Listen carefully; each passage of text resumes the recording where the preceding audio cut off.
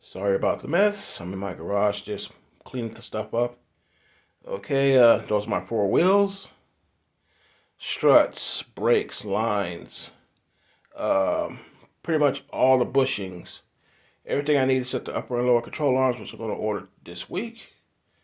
There are the center caps.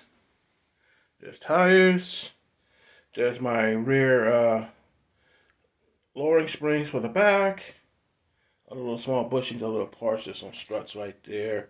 These are the hubs, the front wheel spindles. Pretty much everything. Um, the only thing I'm going to be ordering now is the upper and lower control arms for the front and the front lowering springs. Um, then I'll be able to start putting everything together. Don't worry, everything's getting there. Until next video, I'll see you.